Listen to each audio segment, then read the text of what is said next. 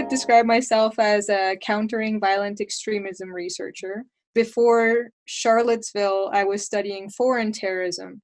But after Charlottesville, I decided to look at how extremism and terrorism operate from within our borders.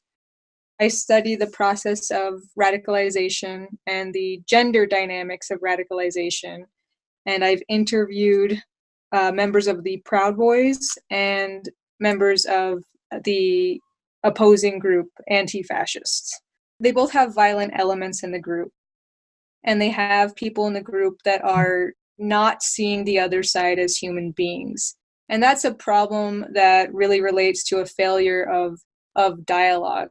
Obviously, you don't endorse right-wing views or allow people to propagandize, but you also can't dismiss an entire group like the Proud Boys as neo-Nazis, because then people don't talk to you, engage, and you wind up creating these very insular environments where violence is highly likely and even encouraged to some extent.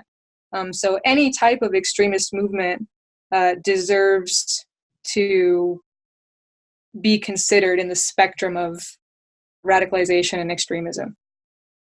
There would be no anti-fascists without the presence of fascism.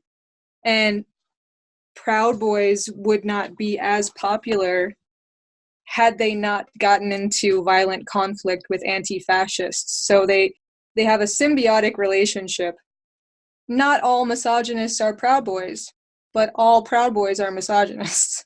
So that is a core tenet of their ideology. One of their statements is that we're proud Western chauvinists who refuse to apologize for creating the modern world. The leader of the group will tell you that Western chauvinism doesn't mean what everyone in the media thinks it means. It just means being aggressively patriotic. But they have some very fundamentalist views on women and their place. Really, we're all just products of our environment.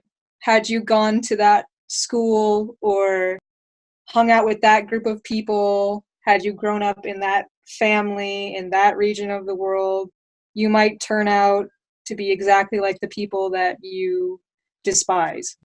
There is an academic space where you can study things from a distance.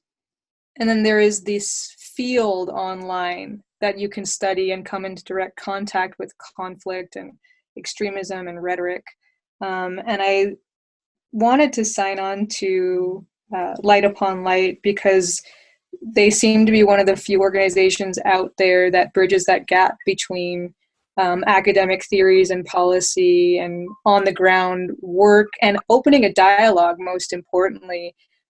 Because if these groups of far-right organizers only talk to themselves, it's not going to be productive or helpful or reduce any amount of violence in the long run. We need people on the ground trying to foster dialogue and promote value pluralism. So I think that's why Light Upon Light is going to be a great asset to countering violent extremism efforts.